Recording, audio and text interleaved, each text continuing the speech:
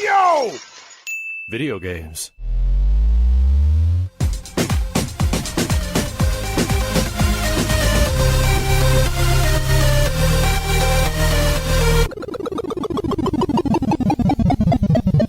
What up, dudes, and welcome back to the YoVideogames podcast. I'm Matt. And I'm Andrew. And once again, thank you to all those generous patrons who've kept us going for over 400 episodes. Yeah, if you're interested in becoming a patron at any level, please check out patreon.com/YoVideogames podcast. Dude of the week is Ace Underdead.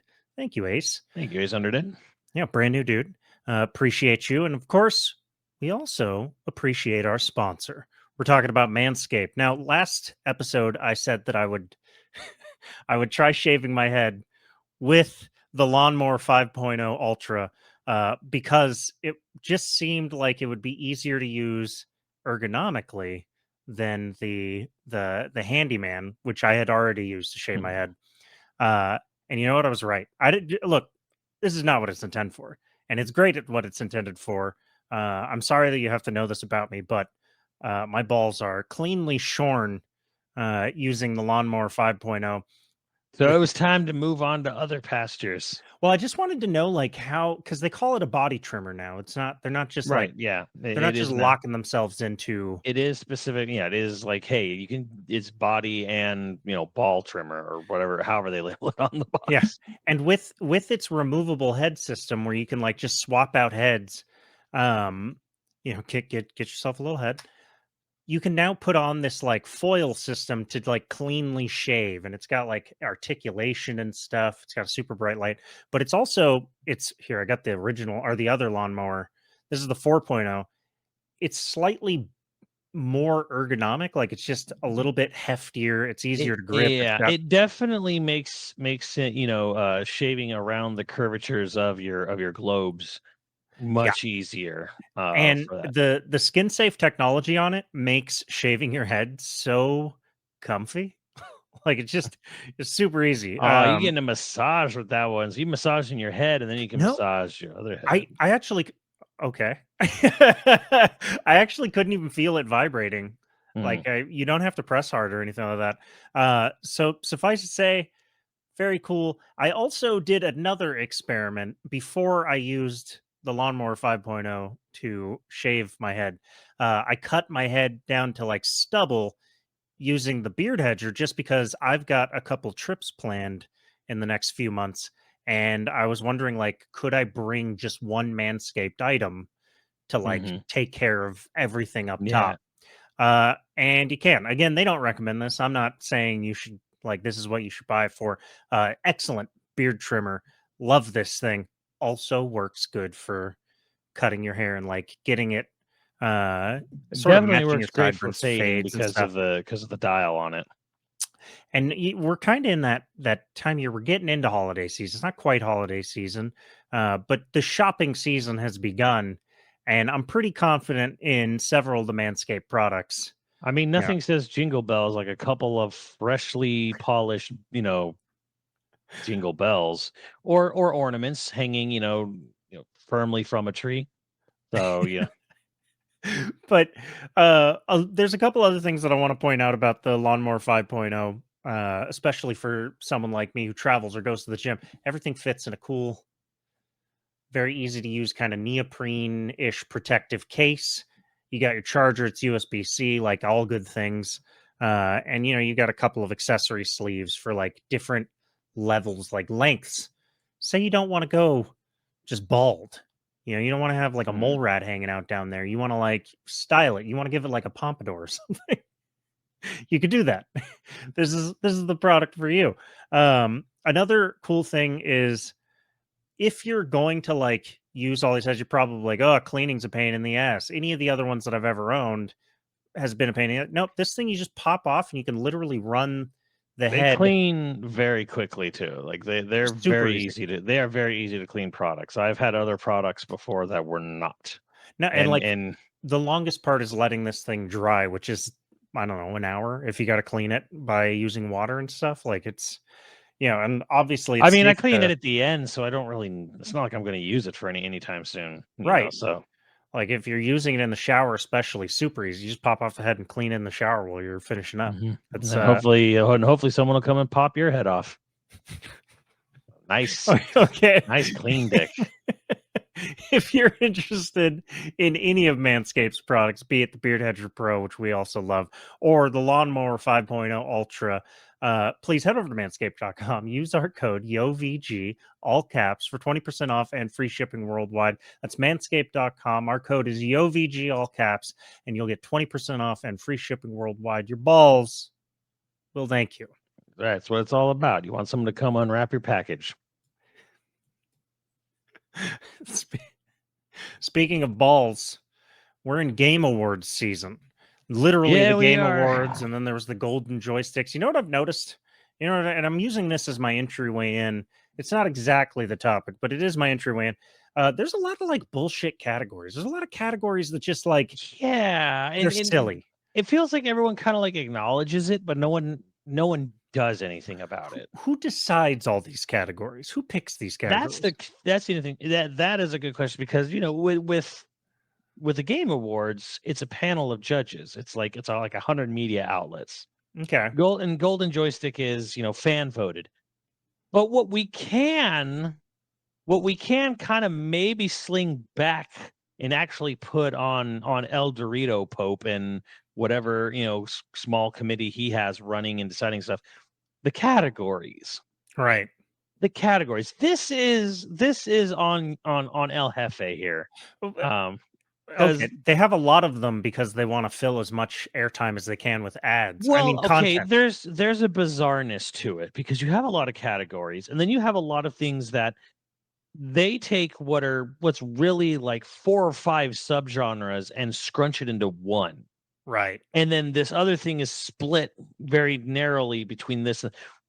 Action is a category. Action adventure is another category, right? They have very distinct split between action and action adventure. Now, I'm not saying I don't get it. How does that work? I totally understand that. RPG is bizarre because it's like right. turn-based, real-time, anything strategy, that has the RPG grid-based, and I mean, we're not doing our predictions, but like the best RPGs.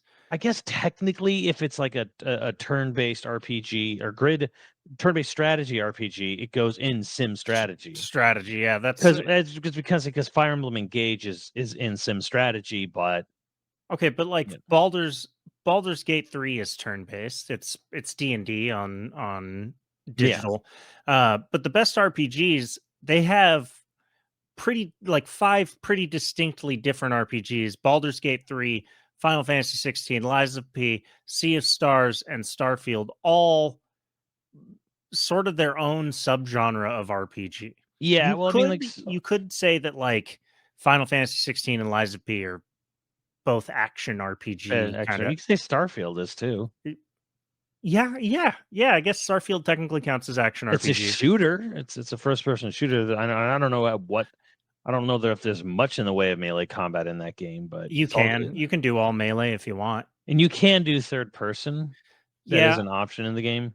I guess when I think of like action RPGs, I think of like hack and slash, or like that style of. Yeah, well, here's the other thing too. It's like, okay, you look at like last year, right? And you have games like God of War, Ragnarok, and you have Horizon Forbidden West, but they're not RPGs.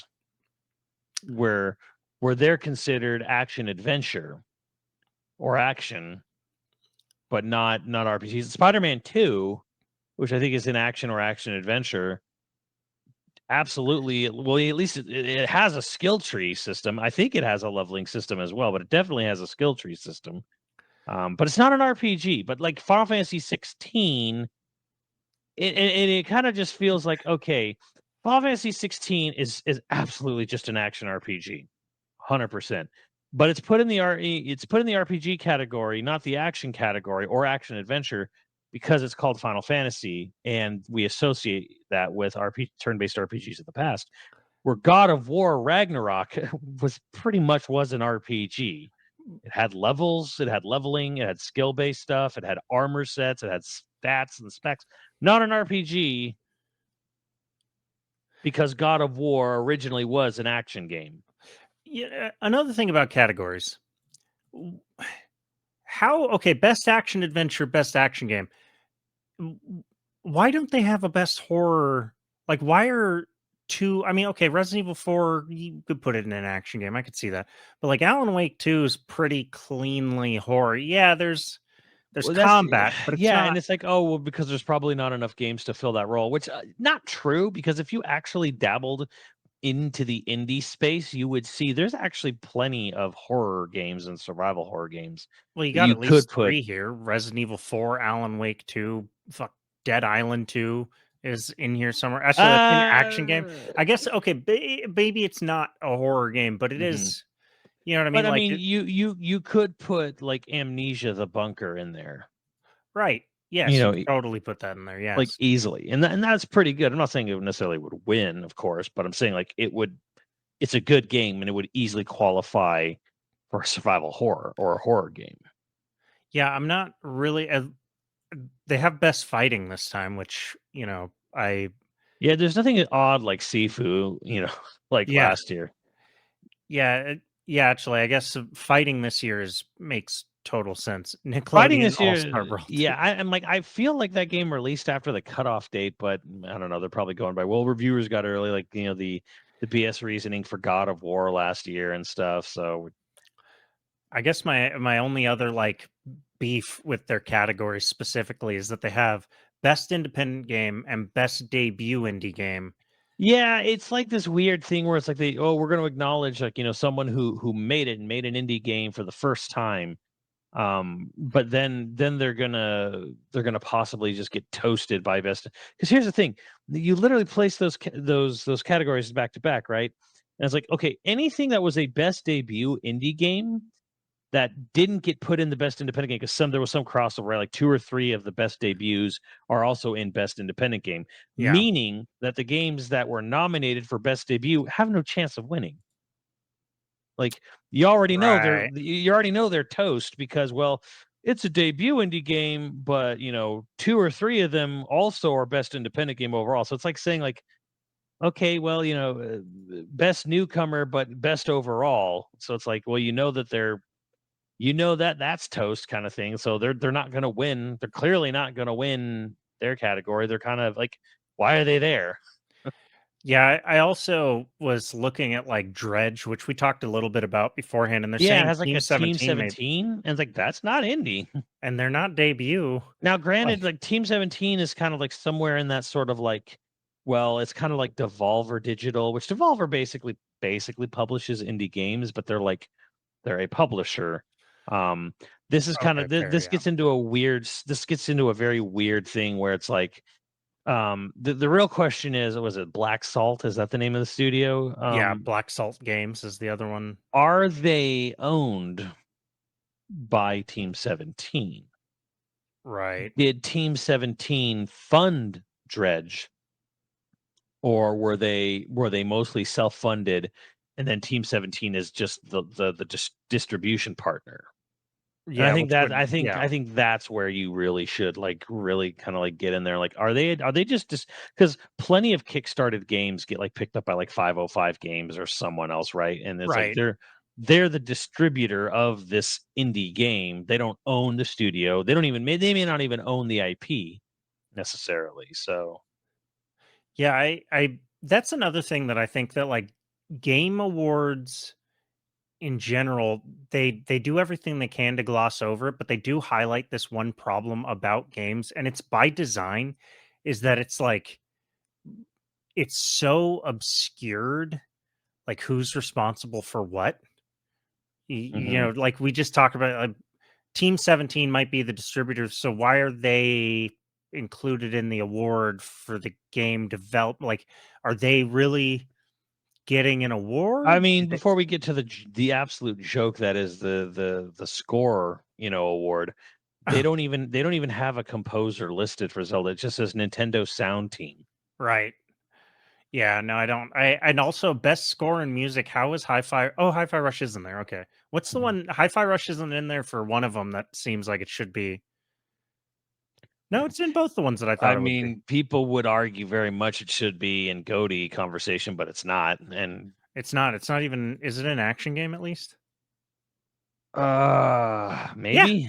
Okay, Yeah. it's in the 3 that I wanted it to be in, definitely. I didn't think it was gonna get GOTY for Well, sure. it's got art direction, it's got soundtrack, and it's got action game at least.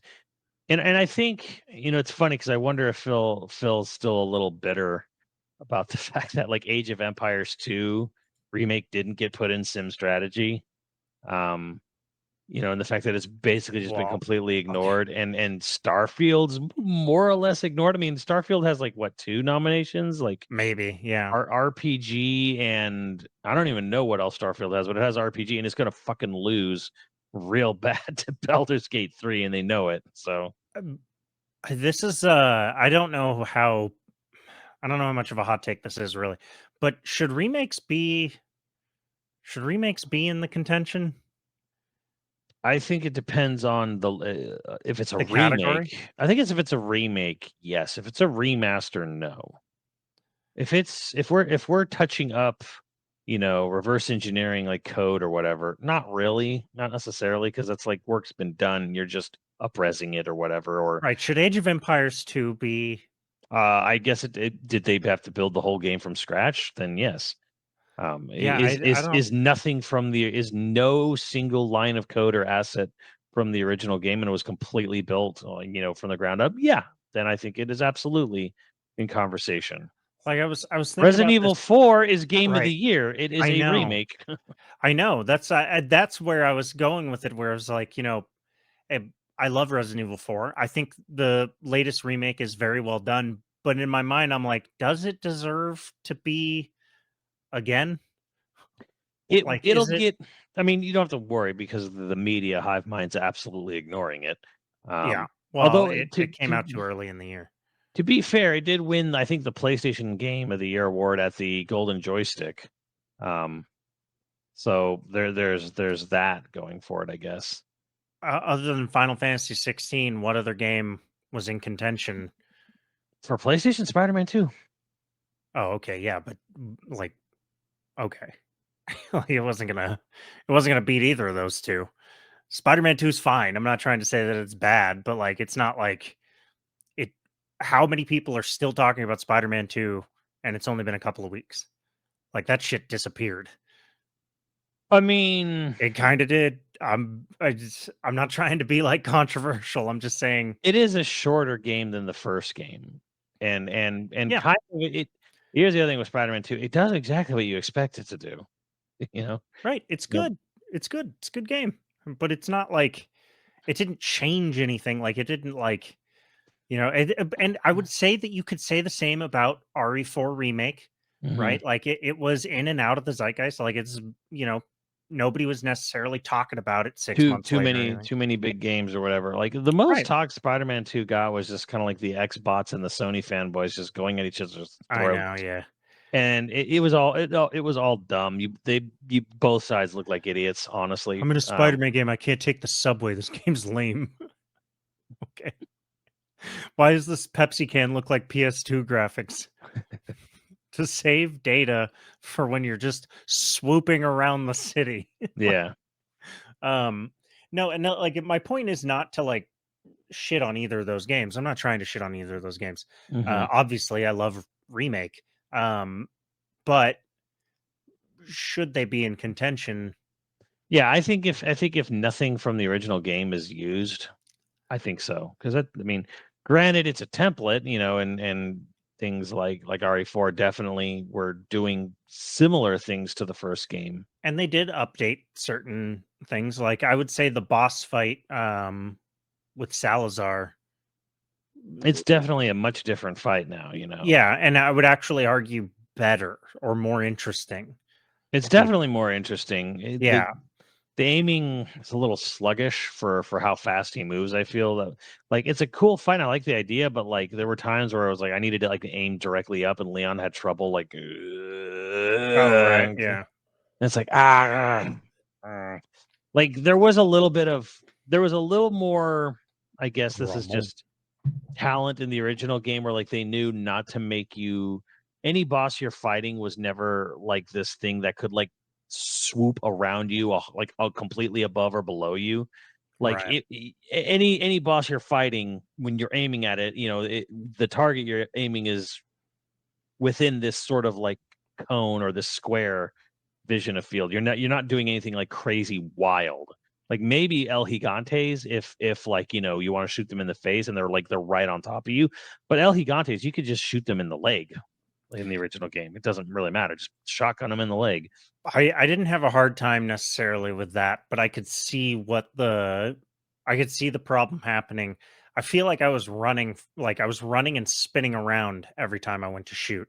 Like Yeah. I was not staying stationary with that fight very much, There's a but lot of just like having to like run, zip, run, twist, right. like, and again, it's a really cool fight. I like what they did with it. I think it's definitely like something I like seeing in the remake. But like That and it his is character was so much creepier in the new one versus like the older one, he was more of just a goof, and this one he was yeah. like flat out creepy.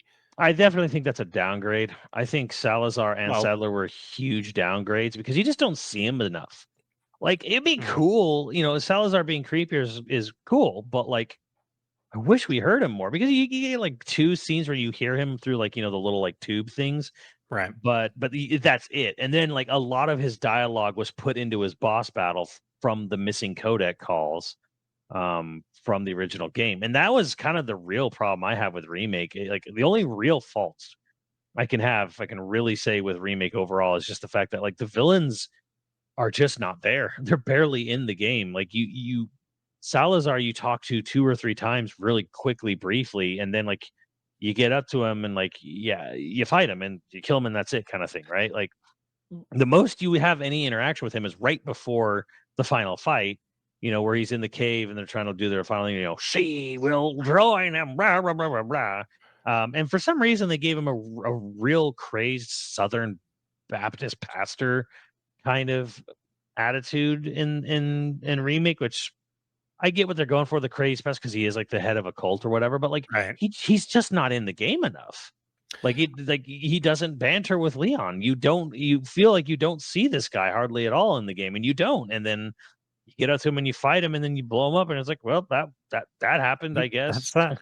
Well, I sort of wonder, why did they get rid of the codec calls? Was it because they found the codec cheesy or they thought it was like Probably. stilted? I could see that, although I I think do there was think like, yeah, we don't want to like stop the game or whatever, but it's like, okay, but you could just skip through it if you didn't want to listen to it or whatever. Like, yeah, I don't know.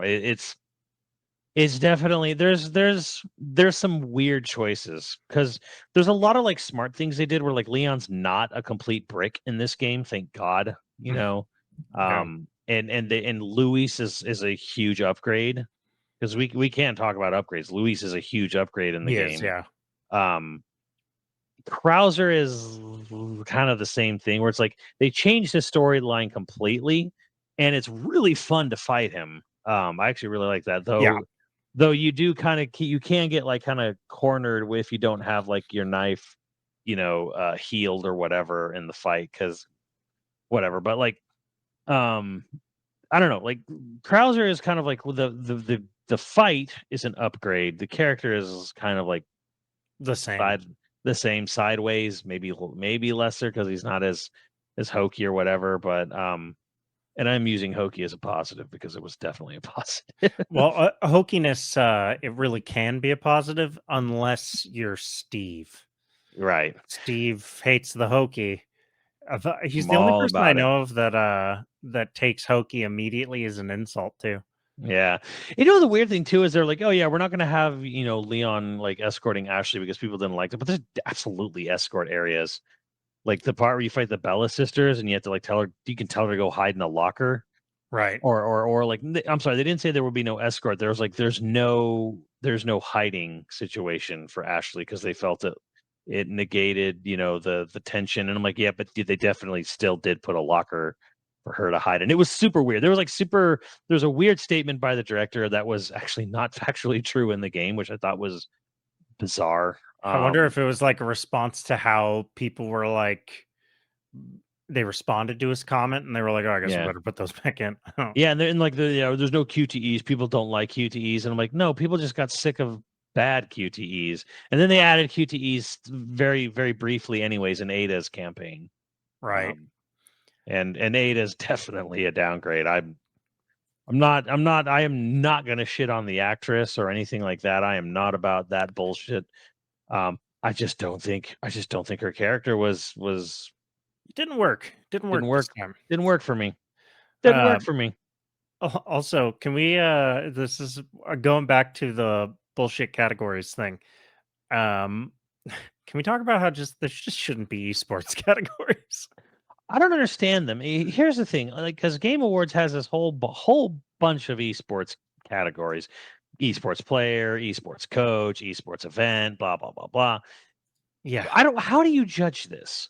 How are these 100+ media outlets who they didn't go to any of them, or maybe one guy went to one of them or two of them? Yeah. How do you sit there and judge which fighting, which I'm not fighting, sorry, but like which tournament between League of Legends and Overwatch and Evo, which tournament was the best tournament this year? I'm like, who went to all of them? Like who is like that? And like, what is this award? Yeah, okay, so that's my question. It's like you have best esports athlete, right? How do you compare a League of Legends player to a CS:GO player to a Valorant player to like Call of Right. Duty and CS:GO players? You could sort of, Yeah. How are you it's two different judging this? gameplays, but like Like the how? Yeah. What is your criteria? What are you judging them on? And I don't and understand in why terms this of is. pure athleticism, if we're talking about athleticism in the natural, like how is there not a fighting game? Like Mhm. like like the like playing a fighting game can actually make you sweat. You are physically doing something. Sure. Everything about it is just bizarre to me. I don't understand these categories to me exist because it was the time when the Game Awards, like 2014, 2015, when they were starting, it was the big buzzword at the time. Right. Everyone was really jumping Esports. esports. It's a huge video MLG. game. Yeah. No, And I think it's just this. It's literally it is the lesser cousin of the crypto bro crash of video gaming. oh no. So and it's just lingering around here, and it's not like esports went away or anything, but like the idea that esports was going to overtake the world, and it's like it didn't really happen because everyone and their mother tried to jump on esports thinking, I got to get in this. I got to get in. I got to invest now. I got to be there at the ground level. This Right. entrepreneurial, like blah, blah, blah, blah, blah. And it's like a game will succeed on its own merits. This is very true for fighting games where it's like you cannot make a game or a fighting game an esports game. It will either find that audience or it won't, and no amount of pushing it towards being an esport will work. M- Hi, Amazon. Remember when you wanted to make a game called Breakaway? It was a And it fun was good. game. It And it was was a going to fun be game. this big esports push. And yeah, sure, it was a fun game. I'm not saying it wasn't a fun game. But the idea that we're going to make a massive esports league, Twitch integration, blah, blah, blah. And the game ended up getting canceled anyways. Right. You I cannot force esports to be a thing. You don't know what game's going to have longevity. You don't know Hmm. which game's really going to continue. Like the only reason COD does as well as it does, I think right now is because I don't think COD actually goes for esports like legitimacy. They go for the casual, like all they're ever going to buy is COD. Yeah. Like that person, here's your new helping of COD And and I potatoes. mean, this year is different, but like usually COD has a turnover Yeah. every year. Every Yeah. year it's a fresh new thing, right? Every year is a whole new ball of wax. And that's the other thing about esports is like, football, or hand egg, for all you Europeans out there, like Hand egg. they've added all they've really done is just tighten the rules, but it's the same game. It is the exact same thing. It's been that way for decades now.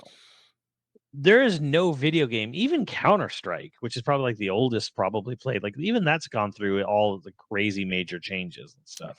Man, Like, as an aside, by the way, you want to feel old. Go back and play a game that you used to be good at. Counter-Strike, the newest. Well, I mean, I was the new Counter-Strike. I went back. I Counter was like, 2, as they call it, or whatever. yeah, I was like, oh, I played Counter-Strike. I used to play CS:GO all the time. Oh, I was pretty good at it. Mm-mm. I am in the dust. I am I an mean, old man. it's just the thing is that like people move on from games real quickly. Yeah. You know, like Overwatch is this big thing, and like they're like Blizzard's trying to sell Overwatch, like I'm sorry, not Overwatch. They're trying to sell Overwatch League. They're trying to There's sell it so off. much there's so many new games so fast all the time, and they're all marketed as the biggest thing, the hottest thing. There's no Mhm. longevity to a lot of these games anymore. Exactly. Even Yeah. fighting games, it's like Street Fighter 6 is the new hotness now. It was Street Fighter 5 for a number of years, and then before that it was Street Fighter 4. Yeah. But it's not, people don't play Street Fighter 4 competitively. They don't play 5 competitively anymore. The minute 6 came out, 5 was dead. And for better or worse, the way fighting games have evolved now, like it's a much bigger community than it was even 10 Mhm. years ago. Yeah. 10 Oh, for years sure. ago, how big do you think the fighting game community was worldwide 10 years ago? I don't know if Of I people who were playing 3 times a week. are we talking about like competitors No, or I mean, I'm just saying just fighting game players, casual players included, that were playing at least 3 times a week. I'm not talking about the guy who bought it because he just got the system and he played it Mm, once and never touched it again. I'm saying the people who regularly played it, who, like tens of consider thousands. But you're yeah, probably talking about like low tens of thousands. People who would log on every day, that's like 10,000 or less, yeah, probably. I was gonna say it's 10 years ago. 100,000 overall in the world tops. Every day So that's beyond like after the first month or 3 months of a game being out, you're talking like 10,000. right. You're talking And like 10 years ago, probably about 10,000 people were actively playing fighting games every day or every other day. and now, Um, Now it's probably closer to 20 to 50,000, honestly. like of the hardcore guys, of the casual players, like it's even bigger. Like fighting games, there's fighting game terminology that is just mainstream now, Mhm. you know. Yeah. Um I and maybe that's because of Smash, maybe. Oh I man, there's a can of worms we haven't talked about. Oh man. well, okay. Did Smash make fighting game community like terms more, I guess, common? Yes. It depends in a sense because the jokes and the memes would come out of it and people like, what is this? And then they research it like Yeah. so in a sense that probably helped. The best and worst part of the internet is that it gave a place for niches to like bloom, and then Yeah. once in a way the normies found out about that language. I mean, I don't envy, like, we had MySpace and there wasn't nearly as much of like a spread of millennial slang when we were that age. Gen Z now, every time they come up with something new within like a week, it's I don't know. like Do you you've got remember? like 50-year-olds Okay, it didn't saying last. based. Wasn't okay. It didn't last long. It wasn't big. Do you remember Leet Speak though? Oh yeah. Yeah. Ponzors, IRT Uberleets. Yeah, no, fuck Well, all. there was like a whole language Yeah. of using like numbers. Uh-huh. For and people there were websites that were like blogging websites dedicated to people only typing in Leet Speak. All you had to do was like I just talked about playing CS back in the day, and that was all the chat was. Like and loads of people that I knew had like screen names that were entirely in Leet Speak. Yeah, no, it was, I would say the Leet Speak is more Gen X than millennial though. Oh yeah. Like millennial, God, what's like a dumb one? Millennials like 2006, 2007, Bommy, Hyphy. Like, that went around, like, that was more Bay Area. Bommy Mm. was too, but, like, ugh, like, why are you saying that? But, like, what I'm saying is, like, Gen Z has to deal with 50-year-olds using a bunch of their like, the next time I see a fucking, like, 50-year-old going, like, built different," fuck you, dude. Like, get out of here. You're not built different. Your hips are bad. Get the fuck out of here. Oh, based. Dude, you're 45. Nothing's based for you. Okay? Like, come on. Know your age. Yeah, Uh definitely.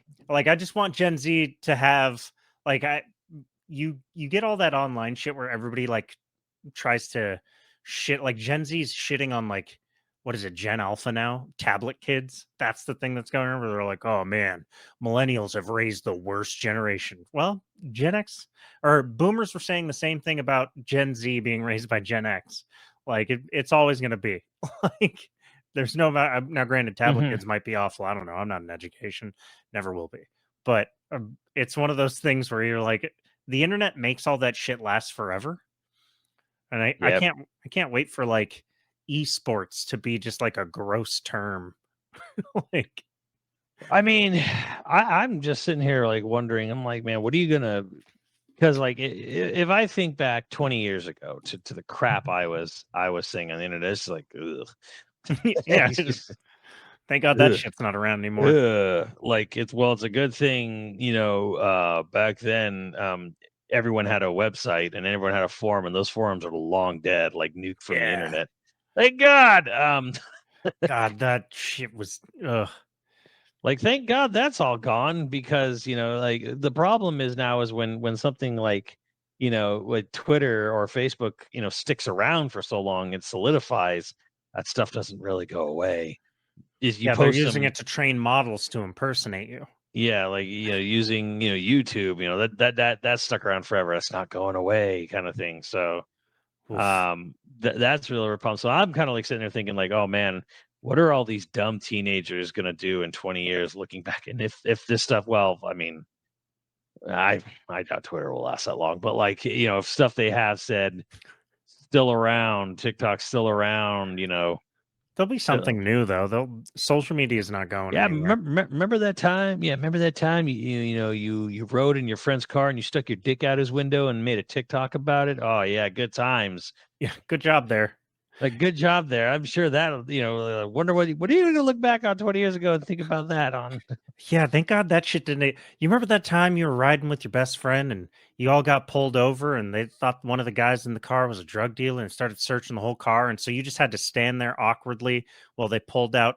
Well, my friend got exposed for all the girls he was sleeping with because they just kept pulling out underwear. And you're just like, I was sitting back there. Jesus. Like that could be a TikTok. And then you never live that down. Instead, I made that into a, I put that on a podcast. And now that friend, if he ever hears this, be like, God damn it. Mhm. It's on the internet forever. Sorry. Forever. Aside over, you know what? Another category that I've noticed here, like the golden joysticks didn't do this. I don't think. Oh, I guess they did. Most wanted game. A best most anticipated game. Why is that an award? Who has Yeah. the best marketing What's, campaign with yeah. it? What's the award for? Like what it's just because Golden Joysticks is a fan voted award. Yeah, So it's like, okay, this is just a popular, this is truly a popularity contest. So I guess I can kind of see that, but like Game Awards is just like, well, what game is the media outlets looking forward to? How do you would you judge? right. You don't judge anticipation. This is stupid. Like, I I honestly think you could cut over half of these awards, like these categories, and have a stronger award show. But at the I mean, same time, for all the esports crap they have in Game Awards, I don't know why they're judging anyone. Why is there a judging? Why is there a vote? Just pick whichever person, you just say this guy is content creator of the year. This guy is esports out. We're just gonna honor them. They come up, they receive an honorary award, and then maybe they rattle off an actual other award or something. I don't know. It's just, to me, I it's just like I don't get it. What are you content judging? content creator of the year, by the way, like there's so many content creators. Like And I I don't think I've heard of any of the people listed in the Game Awards nominated. Like, it's just, which is fair. Yeah. I'm not trying to dunk on them or anything like that. It has nothing to do with it. It's just like I don't have time to like watch other people's stuff that much. So like, this person gets nominated. I'm like, cool, who? Well, yeah, so they're so like the internet is such a giant audience. Truly, it's like a global audience. That audience share, you can have literally hundreds of content creators that have millions of followers that you have never heard of before. Right. We've never seen any of their stuff, whatever. And like they'll say their names with like somebody being like, oh, Quackity. That's the best. And you're just like, I'm Yeah, sorry, there's what a, the fuck? a person called Like, Quackity, a person called Spreen. yeah, I've never heard of any of these people. Sphere, Cipher Cypher PK. PK, I guess. People make games and Iron Mountain. No idea who any of these people are. Yeah, None. and like I don't. Their content might be great. It just seems like a weird category for like media outlets to be voting Yeah, on. and Like, look, it isn't that like a weird sort of like it's either patting yourself on the back or just sort of like saying, well, which content creator do you hate the least? Who's like least threatening to take over your job? right, and like I don't want to like. I'm not trying to shit on any content creator. Like even if Max was in there, right, Mhm. or you were in there, like like it's just like like what? How? There's no who are you competing with to get this award, and how are they only going to judge you? Are these all only video game content creators? Obviously, that would be like the criteria in my head. Like I'd be like, obviously they make content purely about video games, but like that seems so broad. And they have like I don't I don't know. How do you narrow it down to 5? Yeah, for content creator stuff like and I don't know. Like it just feels like you should just pick just pick who who you want to give it to, for the year or whatever. Um but yeah, like I mean, if we really want to get into it, like there's so many dumb things about this too. And but like look who's voting. I'm scrolling down who's judging this stuff. And now there's all like, your Game Informers and whatever. But you have Entertainment Weekly, um uh LA Times, MinMax, We've talked about this before, but you remember that time we were behind the LA Times Venture re- Beat, reporter at E3? Variety. Oh my god, yeah.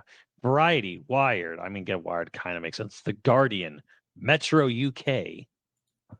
Like, like just telling you, like these are the people making these decisions. Yeah, On up top they have like the people who, Easy Allies, Digital Trends. that's just the US. Yeah. But like up top, you've got the people that actually probably, you know, play games. But then the further you go down, like there's lots of companies that you're just like, what?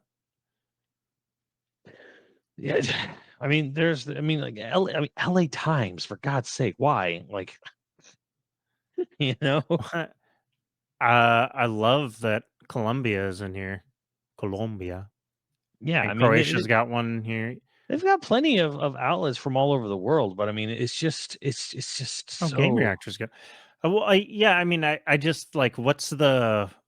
It must be a certain amount of readership or viewership that you have that makes you, you know what I mean? I Like don't that. know. There's some really bizarre takes, for um well, here's I an interesting nominations in all esports categories are determined by a jury of global media outlets. So they have like a different amount, like, oh my god, hmm. you have people like Dexerto, they just clickbaiter, websites like determining this stuff. Like what? Um You know what they do? Actually, this is probably true of they probably just look at like the Google Analytics of who's getting Googled the most. yeah. They're like, oh, they must be really good. I mean, and just again, like the advisory board for the game, it helps guide and advance the mission of the Game Awards. The president of Activision, the president of EA, the CEO of AMD, Epic Games generically, Phil Spencer, Doug Bowser, Yeah. Rockstar Games generically, the co-chairman and co-founder Mark Merrill of Riot Games, Ease Gilmont from freaking Ubisoft, like the Sony Interactive Entertainment alone, like these are the people guiding and advancing the mission of an award show. These are people who directly benefit from their games being in the Game Award show because they're selling the product. Right. I I don't really know how you make like a truly fair award show. You don't. And I don't, yeah, and like I don't envy Keeley at all the job of trying to figure it, because you can't please, like, it's impossible to please everybody. Um, you know, Yeah, I know, and I said that too. It's like, oh, what's the solution to like vetting, the judges or making sure they actually play all the things they're voting on? It's like you can't. you There's can't, there's real and there's no no way. award show can, right? I No worse mean, can. You can't yeah, do that. Which is why time and time again it gets it keeps getting said, and it should is you really shouldn't put so much stock in these award shows. They are by nature biased. They are all kind of a scam or a sham, in some way or another. Like, they're dumb fun, but I never enjoyed paying attention to them until we started doing the podcast, because it was sort of dumb fun to just like talk about it mhm. a little bit. Um, One thing that I like, we're not going to make any predictions because I think it's fairly Baldur's obvious Gate what's going to. 3, Yeah, Baldur's Gate 3 uh, is going to kill. Um, the end. Alan Wake 2. Otherwise, Alan Wake 2 is my favored for Gotti. Like, that's, I you think, think that's your favorite game this year? yeah, it's really hard to say because I mean, 3 of the games in Game of the Mm, Year, uh, I loved. Baldur's mm. Gate 3, Resident Evil 4, and Alan Wake 2. I guess Alan Wake 2 is like probably like the one game I really do need to try before the year's out. I really don't. Here's my thing. Like, I really don't think it's gonna unseat my favorite game or anything like that. But the one thing I will argue and fight, because a lot of people are saying it's best narrative. Oh, the narrative is so great. And I'm like, sure, I'm sure it's good, but like the It's narrative pretty category is good. actually the most interesting to me at the game advertisements. I mean awards, because it's definitely a race between Baldur's Gate 3 and Alan Wake 2, and then Phantom Liberty. I think also has this outside shot as well.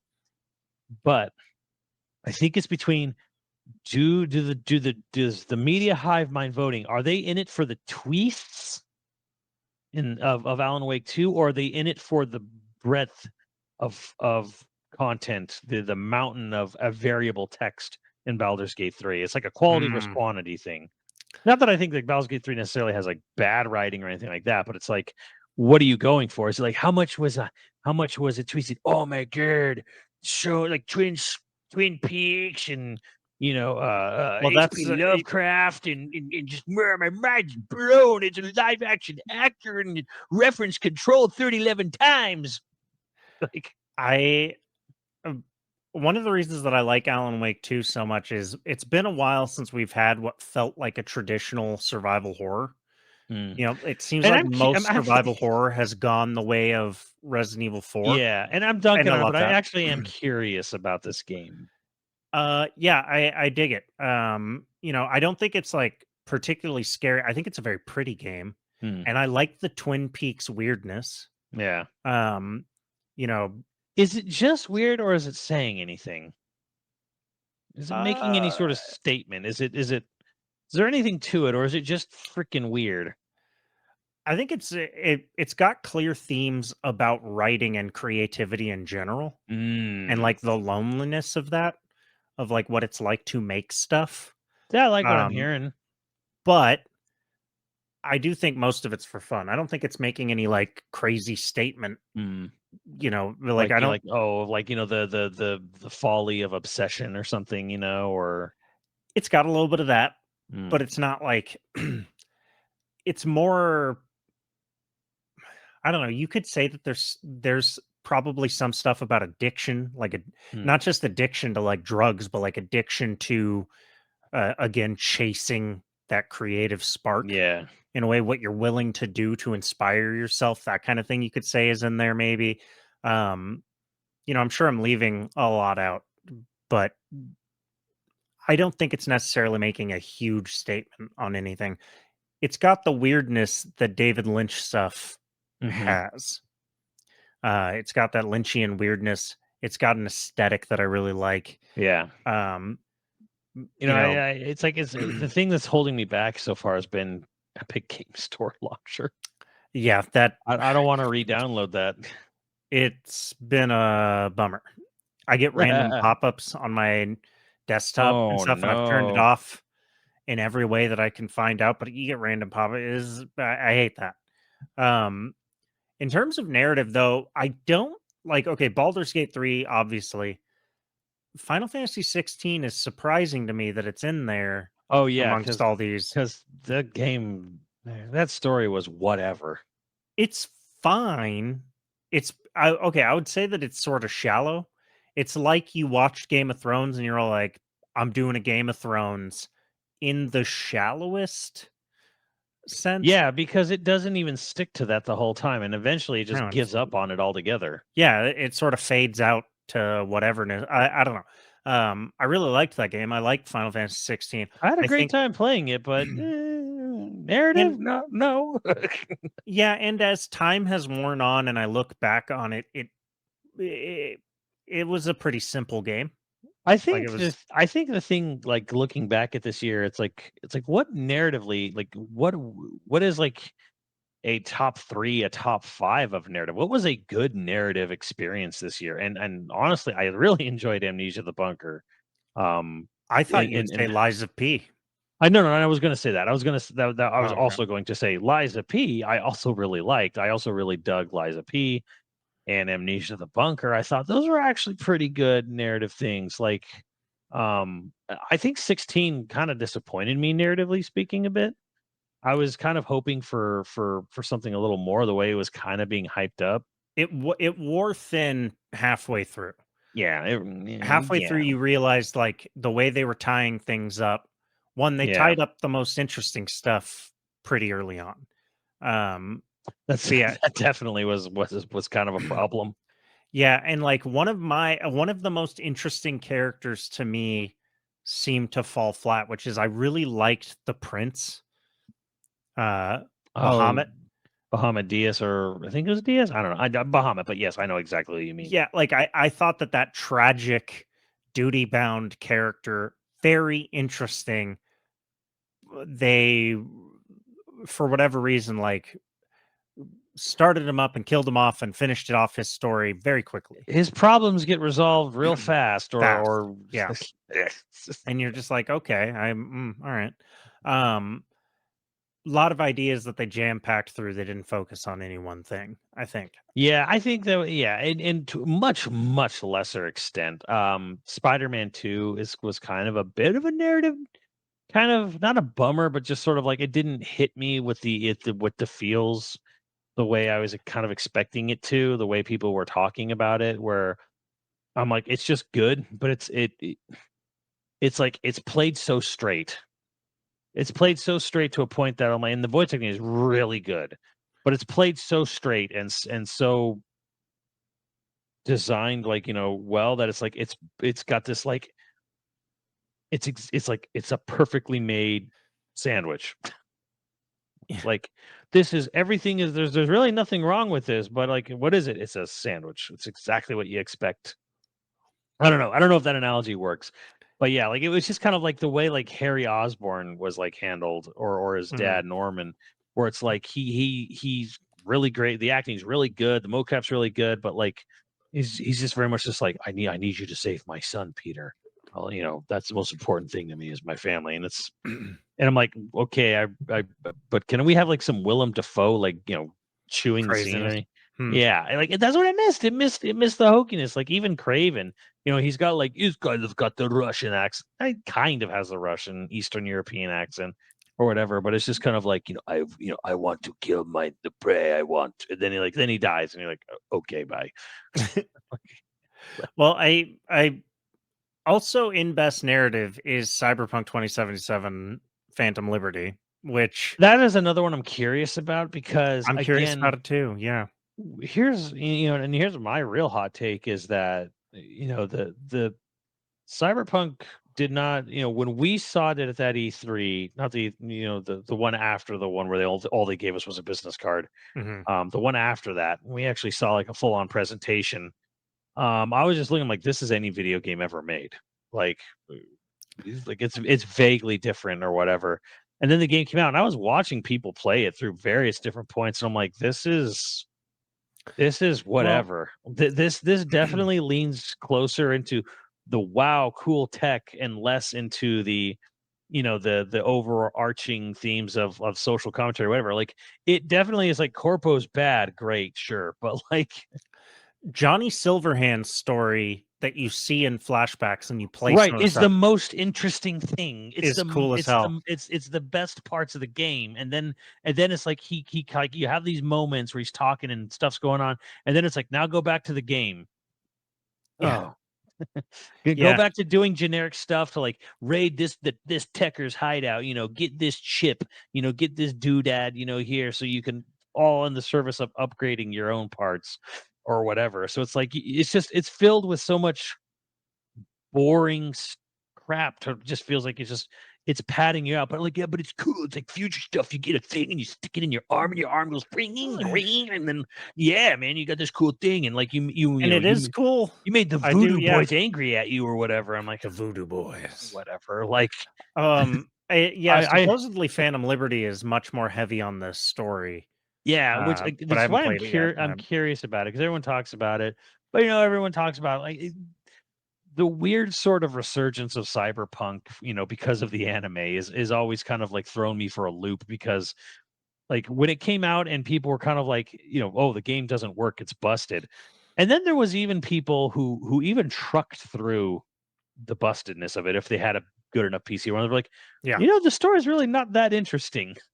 And I'm like, yeah, I know. Like that was kind of, got that from the presentations. Well, Like, that was the big problem with me is I got 2/3 of the way through story. I had a beefy PC for editing, mhm, and I trucked through it. I think like the worst glitch that I got was one time I had like a palm tree that just mm. like stayed Oh yeah. everywhere I went for a I while. think I've seen that. Someone's Yeah, driving around and this tree is just like in the center of the there. screen. Yeah, and it wasn't blocking my reticle, so it wasn't bad, but like that's the worst one that I got. Um, yeah, and I got like 2/3 of the way through, and the problem was is that like I really, other than Johnny Silverhand's stuff, like nothing really connected with me Yeah, super the other strong. problem Yeah. was like you had that friend who was in so much of the early Right. marketing stuff, and he dies really early in the game, and I was He like, this was, does. and I'm like, this was a mistake. This was Yeah. actually a huge mistake to get rid of this character because I can see where their line of thinking was originally, where it's like he's going to be kind of more of the he's going to be reacting because it's a first person game, so he's going to be the reaction and sort of like the character you connect with. But then they're like, but then they got Keanu, Mhm. and they're like, well, Keanu's got to be that character. Keanu's got to be like, the your Jiminy Cricket, your consciousness that you see and no one else does, and he's got to be the one reacting and talking to you about stuff. We can't have two characters like that. I'm like, no, you could if you were willing to really dive into the writing aspect of characters because Keanu's a ghost in the shell technically, Right. and your best friend could have literally it would have been really interesting to see how does your how do you manage this real life friendship with this character. Is he going to Are you going to become disassociated? Are you going to become closer? Like there were interesting things you could do there, I feel. And then like when he dies I'm like, holy shit, really? Like we're getting I'm like, it's like Mm. getting rid of the best character in the game so Yeah. early is not a great idea. I think it's interesting because, you look at the Witcher 3 expansions, like Hearts of Stone, stuff like that, like, Hmm. the writing in Witcher 3 is real good. Hmm. Like, there's really good writing, like, hell, it's not even well, I mean, it's a big part of the game, but, like, the, like, Baron, the evil Baron guy that, like, he's a Oh bastard, yeah, yeah, except yeah. he was also very kind to Ciri and, like, like, he's just kind of a shit Oh, like, the that Bloody stuff. Baron was Yeah, it the was his Bloody name. Baron, very interesting story, like, and it's a Hmm. small part of the game, and so much of the game is just those interesting little, like, snippets of Yes, people's lives, yes. and then they do Cyberpunk, and you're just kinda like, "Well." So maybe Phantom Liberty is a best narrative. I am interested in finding out, but I It's think Alan Wake or yeah, Baldur's Gate's gonna take that I for think sure. Alan Wake's kind of the front runner on that because most of the press was just like gobsmacked with how much they love the narrative of Alan Wake too. Yeah. So I feel like that one's going to kind of win. Future Redeem should win it. I'm just going to say that right now. Um, I don't think, and I think Nintendo would be deathly afraid. It's probably glad that it's not because like if I mean not that anyone would say anything other game wars because this is going to be Doug Bowser coming. Thank you for this award.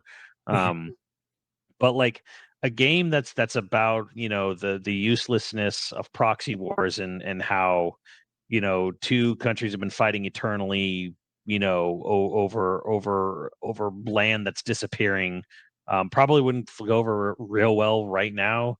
And a game that is a very, very staunch rejection of secular Christian views. A very denouncement of that. Also, probably not something Nintendo ever wants to acknowledge. But I'm They're like, just gonna forget about it. well, I'm just like, this is why I love the narrative of the game, because it's saying something. That's why I like the Nier games. I felt like they were saying there's a lot of just Garbo anime and even Japanese RPGs where it's like you level up and you kill God, right? We're gonna, you know, attack and dethrone God or whatever. And it's like they're not really saying anything. It's just like things are happening and they throw Christian names and you know, symbolism on top of it for no other reason other than they're fascinated with it, and like the rule of cool or whatever, and like so much of it is just lip service, you know, stuff or whatever. So when Yeah. something comes along and is like, no, I'm going to say something here, like the theme, because you know, we're getting really religious here. I'm sorry, guys, but and I know you were raised Catholic, so this didn't It have was. any part. This had no part in your upbringing, or you know, probably religious studies. Was the idea of the rapture, Yeah. No. and the very stark denouncement of the rapture is an A fucking ideal. fairy tale, kids. It's a fairy tale, and it's idealistically selfish. The Like Catholics know we're all doomed. It's guilt and only guilt. guilt and only guilt. Well, There'll just be no just rapture. sitting there saying that, like, this idea is selfish on its, even on its face, even if you went along with it. It's like saying, oh, so the chosen ones get to go on and, you know, live in their own little, their whole new world. And it's like, what happens then? Like, it's like the idea that like the elites are going to go live on their own island. And I'm like, yeah, but then who's going to clean up your messes? Right. Kind of thing. Like the whole idea, like you build a new world on the idea that you were better than the people you left behind. You're going to end up exactly the same way. Like that is like stated obviously. I'm like, that's a good message. Like, Yeah. you know, of and someone, it's a message plenty of people need to hear, but it's like, that's why I'm kind of like hoping. Well, that's what I ask about, like, for Cyberpunk. I'm like, is there like any like crazy transhumanistic, you know, messaging and Phantom Library or whatever? Like Phantom Liberty. Phantom Liberty, Phantom, was it Liberty or Library? I don't remember. But yeah, that's kind of hoping for, because I want something like, Phantom Library is it's just it's what we want to do with all of our libraries now. right, It's or places we remember. it's a bunch of tablets. Yeah. But you know, like, yeah, like that, No more you know, smelling books. the smell of books in Yeah. libraries, man. Does anyone remember that? I do. I still go to libraries, so yeah, I remember them. There's still books there. Yeah. I'm old as shit. I am. Yeah, I'm sorry, guys. I'm just built different. Built different. love, love Why? books and shit. Why are you tapping your arm like like that? Oh, Like dude, you don't know that's ice in these veins. ice in these veins? Like Yes, that they're that like they'll say like built different and they'll like tap their veins like, so you're because gonna there's put ice in their veins. They're so built you're gonna different. put performance enhancers in your veins? You mean? You damn right. Damn right. I don't know what it means. I'm not young. I'm not cool. I don't give a fuck. like, like we used to say rad when I was a child. Rad, Rad Racer, Radmobile. These are You want to video talk built games. different? I drank Surge and lived. I'm still alive right now. And that shit Somehow was radioactive. Probably got we drank Surge and Mountain Dew, and we're still proficient in ways that count. I mean, it's right. I don't know if you ever heard that panic. Source of yeah, no, well, that was Mountain Dew more than Surge, but Well, it was not. Well, that, and like, oh, you put your cell phone in your pocket, you're gonna nuke your nuts. It's like, oh my god, I don't know who it was. I knew a guy that said that like, oh yeah, I lost all the hair on that leg just in the spot where my cell phone sits all day, so I stopped doing it. It was like why he was arguing you got to have like a belt clip mm, for your phone. Like you remember those like like every 45-year-old in 2009 yep. had like a I think my dad still has one, probably. yeah. Or maybe not. I think he finally got a smartphone, so he can't use it like that anymore. I don't know. Or like I remember those Bluetooth headsets, and they were like, "Oh, everybody's getting ear cancer Ear because they cancer or wear something. Bluetooth headsets." It's like, well, then if Bluetooth is giving you cancer, you don't know what's happened to you driving a car with a big friggin' radio. Yeah. You're just getting pumped full of radio waves all day long. Um, Breaker. I would love to. It's not a podcast episode we could do because it has nothing to do with games. Although there's got to be like we should do like a boomer games, like peak boomer video games. Like what was the peak game of each generation? But then, the Gen Alpha, which is what, they're like 9 or something like that. The heck is Gen Alpha? Gen Alpha is millennials kids. Gen Z is Gen X's kids. Oh. Uh so they're the kids that are in like grade school now, Oh. up to like 7th grade or 6th grade or something like that. They're the tablet generation. They apparently had like tons of social problems and stuff. Teachers are quitting in droves apparently because they're so hard to manage. They say this about every generation, by the way. Every generation ever. Like when millennials were in school, millennials were impossible to manage. We had the worst socialization. I mean, you don't have to be upset because Generation Alpha, as it were, none of them are ever going to own a house. I mean, I'm these just are thinking. my. So. I mean, you mean if you ever want to take solace in it, just know that they're never going to own a house. Yes, wishing my suffering on others. That's how actually that's very Catholic. That's sure. It's also a very boomer take too.